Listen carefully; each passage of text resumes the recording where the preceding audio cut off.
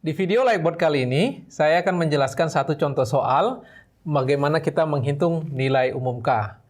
Namun sebelum saya membahas soalnya, saya ingatkan kembali bahwa nilai K itu adalah faktor atau fungsi dari GA dan GB.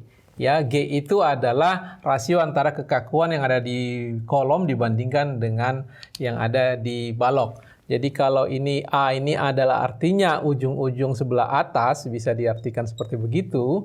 B ini adalah ujung kolom sebelah bawah. Nilai GA atau GB itu ditentukan dari chart. Chartnya ada dua jenis. Di sini saya tampilkan di sebelah kiri adalah chart untuk struktur tak bergoyang. Digunakan apabila kolom yang mau kita analisa adalah bagian dari struktur tak bergoyang. Kalau kolomnya itu bagian dari sebuah struktur yang bergoyang, kita gunakan chart yang di sebelah kanannya, ya. Nah, apa itu artinya struktur tak bergoyang dan struktur bergoyang? Perhatikan coba gambar ini. Jadi kalau ada pengaku-pengaku bracing-bracing yang ada di struktur itu seperti di gambar sebelah kiri, itu berarti strukturnya tidak bergoyang. Artinya ketika dia berdeformasi secara lateral, deformasi lateral itu relatif bisa diabaikan. Kalau tidak ada pengaku di strukturnya, seperti gambar di struktur sebelah kanan, itu struktur bergoyang.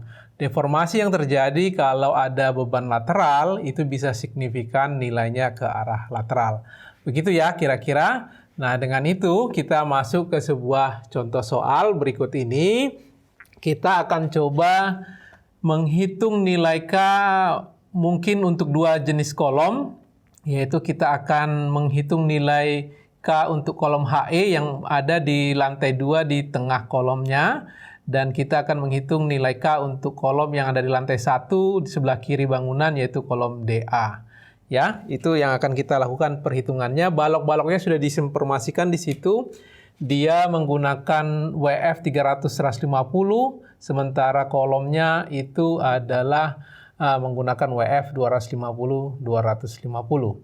Oke, kita mulai dari kolom HE ya. Kolom HE akan saya gambarkan lagi di sini secara skematisnya. Ya, kalau ini adalah kolom HE-nya, itu kolom HE itu berada di lantai 2 sehingga tidak ada kolom di atasnya. Ini adalah baloknya, saya gambarkan seperti begini, ya. Sementara ini adalah balok di lantai di bawahnya. Ini titik H, ini titik E, ya. Sedikit sebelum saya masuk kepada perhitungan GA dan GB-nya ini, saya perlu menyampaikan orientasi kolom yang ada pada kolom HE ini. Jadi di kolom HE ini orientasinya adalah kalau dia ini menggunakan WF, dia badannya itu diposisikan seperti begini dan sayapnya seperti begini. Nah, ini tampak dari sisi atas ya, tampak atas dari kolomnya tersebut. Nah, biasanya dalam level lokal yang ini dikatakan ini sumbu Y ya. Yang ini itu sumbu X dalam lokal materialnya. Jadi artinya kalau kolom ini nanti ditekan dan menekuk, dia itu akan memutari sumbu X. Jadi nanti perhitungannya yang kita peroleh dari perhitungan ini akan kita peroleh itu KX. Ya, kenapa? Karena kolom itu akan menekuk dan memutari sumbu X. Berbeda nanti dengan kolom DA. DA ini juga sengaja saya bikin orientasinya berbeda. Kenyataannya sih biasanya kolom itu orientasinya satu saja. Kalau semua seperti begini, ya seluruh kolom di lantai itu akan berorientasi seperti begini. Kalau dia terbalik seperti kolom DA, semua akan orientasinya juga seragam ya. Jadi kalau yang DA itu kan orientasi kolomnya kan begini, ini tampak dari atasnya. Jadi kalau kolomnya itu menekuk, itu dia sebenarnya itu akan memutari sumbu Y-nya. Ya, kalau ini X-nya dan ini Y-nya. Jadi dia akan mengitari sumbu Y-nya. Makanya nanti dalam perhitungannya yang kita peroleh itu adalah nilai KY. Ya, itu sedikit informasinya. Jadi dengan itu, coba kita kembali ke sini, kita akan menghitung nilai G di titik H ini. Ya, kita akan menghitung nilai G di titik H, ya, dan juga kita akan menghitung nilai G di titik E, ya. Nah, nilai G seperti sudah saya jelaskan di video sebelumnya, itu adalah kumpulan dari rasio yang ada di kolom, rasio I terhadap L kolom, dibagikan dengan kumpulan yang ada di balok, momen inersi yang ada di balok dibagikan dengan panjang dari baloknya sendiri. Oke, kita lihat ini di titik H ini. Di titik H ini kan cuma ada satu kolom kan? Ada satu kolom, yaitu kolom yang ini. Dia momen inersi yang kita gunakan adalah momen inersia IX-nya, karena dia tadi berotasi mengitari sumbu X-nya. Dan untuk kolom 250-250, itu kita bisa lihat dari tabel baja, itu nilainya 10.800. Ya, dan panjangnya ini kalian bisa lihat di contoh soalnya yang di sebelah kanan layar ini, nilainya itu adalah 3.000. Ya, dan hanya ada satu kolom di titik H. Dibagikan dengan yang baloknya. Sekarang baloknya itu ada dua, balok sebelah kiri dan balok sebelah kanan. Itu juga sengaja saya bikin dia berbeda panjang supaya kalian aware bahwa ini balok kiri dan balok kanan. Dan kalau balok itu selalu dia posisinya berdiri kan, balok itu selalu dipasang berdiri. Sehingga ketika baloknya melentur, menerima beban, dia selalu memutari sumbu X. Seperti begini posisi balok itu selalu. Ya, sehingga selalu untuk balok itu kita menggunakan nilai momen inersia X. Dalam hal ini adalah untuk 150 nilai IX-nya 7.210 per 7.000 untuk sisi yang sebelah kirinya, ditambahkan 7.210 per 8.000 untuk yang sebelah kanannya. Oke, jadi ini kita bisa hitungkan nilainya ini 1,86 ya. Itu untuk G di titik H. Dengan cara yang sama, sekarang kita menghitung nilai G di titik E. Nah, di titik E ini ada dua kolom. Kolom sebelah atas dan kolom sebelah bawahnya. Berarti ini 10.800 per 3.000 kolom bagian atas. Kolom bagian bawahnya juga saya buat dia berbeda dimensi, 10.800 sekarang per 4.000 di soal kita ini. Ya, per 4.000. Terus dibagikan dengan ketepatan baloknya. Baloknya sama saja yang kiri dan kanan seperti layaknya di titik H tadi ya. Jadi ini 7.210 dibagi 7.000 tambah bagian tersebut, 7.210 dibagi 8.000. Nah, ini kalau kita hitungkan nilainya 3,26. Begitu ya caranya mendapatkan G pada ujung atas dan mendapatkan G pada ujung bawah. Oke, sekarang kita masuk ke chartnya. Kalau kita sudah dapat nilai G di H 1,86 dan 3,26, kita akan menggunakan chart yang ini. Ini chart ini adalah untuk struktur bergoyang ya, karena tidak ada bracing-bracing di bangunan atau struktur yang menjadi contoh soal kita ini. Oke, nah G di atas itu 1,86, mungkin ini kalau kita bisa dekatin ya sekitar 1,9 dimasukkan di grafiknya, itu bisa mungkin sekitar ini ya 1,86 dan ini 3,26, ini di sekitaran yang nilainya ini ini 3,26 ya, atau ini mungkin bisa didekatin sekitar 3,3, ini 1,86 ya. Kemudian kita mengambil penggaris menghubungkan kedua titik tersebut ya. Ini menghubungkan kedua titik tersebut 1,86 dengan 3,26. Jadi di mana chart ini chart yang K ini dipotong oleh garis yang sudah kita buat ini, di situ nilai K yang mau kita cari. Jadi ini nilai K-nya. Ini K-nya kurang lebih di 1,7 ya. Kalau kalian mungkin menggambarkannya lebih rapi ya kurang lebih antara inilah 1,69 atau 1,71 plus minus 0,1. Dan inilah nilai K-nya. Dan ingat, yang kita peroleh adalah untuk kolom HE ini adalah nilai KX untuk kolom HE. Ya, begitu kira-kira cara mendapatkannya. Nah, ngomong-ngomong, kalau misalkan tadinya ini juga dibalik ya, 3,26 itu ada di sebelah kiri, dan 1,86 itu di sebelah kanan, itu akan mendapatkan hasil yang sama.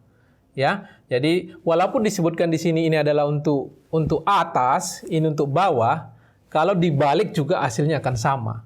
Kalau kamu menggunakan GA untuk bawah, yang ini untuk atas itu akan sama hasilnya. Jadi pokoknya ini adalah untuk salah satu titik, ini untuk titik yang lainnya akan menghasilkan K yang sama. Ya, mudah-mudahan dipahami. Nah, sekarang selanjutnya kita akan membahas kolom yang DA, bagaimana proses perhitungannya. Selanjutnya saya akan mendiskusikan bagaimana kita menghitung kolom DA yang ada di sebelah kiri lantai 1. Saya akan gambarkan DA-nya di sini. Oke, ini kolom DA ini di bagian bawahnya ini di titik A itu adalah perletakan jepit di A, dan di lantai atasnya dia ada balok, tapi baloknya hanya ada di sisi kanannya. Di sini tidak ada. Dia sudah bagian pinggir dari bangunan. Jadi hanya ada balok di sebelah kanannya. Ini titik D. Bagaimana kita mencari nilai K-nya? Itu yang akan kita lakukan. Kembali kita akan menghitung nilai G di setiap titik kumpul kolomnya, dan dalam hal ini kita akan menghitung pada titik D, ya, G di titik D. Dan di sini seperti sudah kita diskusikan, G adalah rasio kekakuan yang ada di kolom dibandingkan dengan yang ada di balok. Nah, sekarang kita lihat titik D. Di titik D ini ada kolom di sebelah atasnya yang terkumpul ke titik D, dan ada kolom sebelah bawah yang juga terhubung ke titik D. Sehingga kita memiliki dua jenis kolom ya. Dan diingat, untuk kolom DA ini, orientasi kolomnya adalah seperti begini. Seperti yang ini, gambar yang ini. Bukan seperti ini. Sebelumnya kolom HE, orientasi kolomnya adalah ini yang kita dapatkan KX. Nah, sekarang ini adalah orientasi kolomnya seperti ini. Sehingga yang kita gunakan di sini ini adalah IY-nya, momen inersia di arah Y-nya. Ya, jadi dalam untuk kolom WF 250 itu kolomnya IY-nya 3650. Ya, kolom bagian atasnya ini panjangnya 3000. Kalian bisa lihat di contoh soal yang ini, saya sampilkan sebelah kanan layar. 3650 ini kolom bagian bawah ya, 4000. Dan ini saya kasih catatan di sini supaya kalian ingat, ini menggunakan momen inersia di arah Y-nya dikarenakan orientasi kolomnya yang seperti begini. Dia berotasi memutarin sumbu Y-nya. Kalau baloknya sama seperti sebelumnya, itu karena balok itu selalu posisinya seperti begini, karena balok melentur memutari sumbu X, maka yang kita gunakan adalah momen inersia baloknya. Dalam hal ini balok 350, momen inersianya di arah X-nya 7210 dibagikan panjang balok ini, karena ini di sebelah kanannya saja yang ada, yaitu dia 7000 panjang baloknya, ini adalah IX-nya. Ya, hanya ada satu balok yang terkoneksi ke titik B tersebut, sehingga dengan ini nilainya bisa kita hitungkan, ini nilainya 2,07, atau mungkin nanti pada chartnya kita bulatkan menggunakan 2,1. Oke, selanjutnya adalah G pada titik A. G pada titik A, khusus untuk perletakan, ya, perletakan itu G-nya tidak dihitung lagi. Jadi sudah ditentukan oleh peraturan, kalau dia jepit, ya, saya mungkin menggunakan warna yang lain di sini. Kalau perletakannya itu jepit, ya, kita langsung mengambil nilainya itu sebesar 1,0 di sini saya tuliskan. Itu untuk jepit. Kalau perletakannya itu sendi, G-nya itu langsung diambil nilainya 10. Ya, jadi karena perletakan di titik A ini adalah jepit, sehingga ini nilainya kita ambil 1,0 karena jepit. Ya, tidak dihitungkan nilainya. Langsung diambil apakah dia jepit atau sendi dari nilai yang ada di peraturan. Oke, jadi dengan itu kita akan coba lagi menghitung nilai K-nya menggunakan chart yang ini. Yang di sebelah kiri kamu bisa masukkan G yang ada di ujung atas. Yang di sebelah kanan ini menggunakan G yang di sebelah bawah, ya. A dan B ini bukan berarti titik, saya ingatkan kembali lagi. Ini A itu ada artinya atas dan bawah. Jadi, dan kamu juga bisa switch sebenarnya, tidak masalah sebenarnya, tapi ya untuk supaya mudah diingat, A itu atas, B itu bawah. Oke, jadi ini kita menggunakan nilai 2,1, ya. 2,1 ini kurang lebih ada ya di sinilah kira-kira, ya. 2,1, ya. Kemudian 1 itu kurang lebih, ya, ini ketepatan pas di sini 1,0. Kemudian ambil lagi penggaris. Oke, ini dia nilainya. Kita dapatkan nilainya di sini ketika garis yang baru kita buat itu mengitarin atau bersilang dengan sumbu K ini. Dapat kita nilai K-nya. Yang ini kurang lebih di kisaran 1,45 atau 46. Sekitar segitulah, kalian bisa menentukan tingkat akurasinya sekitar 1,45 atau 1,46. Dan kembali ini yang kita peroleh adalah nilai KY untuk kolom DA. Ya, kira-kira begitu cara proses menghitung nilai umum K untuk kolom di portal yang kita sebenarnya tidak terlalu tahu apakah dia itu jepit atau sendi seperti layaknya kolom yang diisolasi, ya. Jadi kalau bisa saya ringkaskan proses mendapatkan nilainya itu. Yang pertama itu adalah kita menghitung nilai G.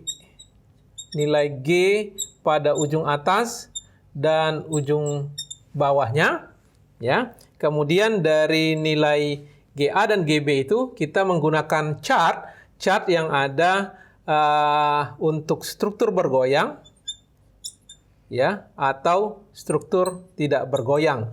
Ini chartnya nanti kita pakai untuk menentukan nilai K. Kira-kira prosesnya begitu. Kalau kalian perhatikan kembali nanti nilai K ini, nilai K untuk struktur yang bergoyang itu nilai K-nya itu lebih besar dari 1. Ya, nilai K ini, ya, K itu biasanya lebih besar dari 1 nilainya. Untuk struktur yang tidak bergoyang itu nilainya antara 0,5 sampai 1 nilainya. Kira-kira begitu. Mudah-mudahan bisa dipahami. Terima kasih buat perhatiannya.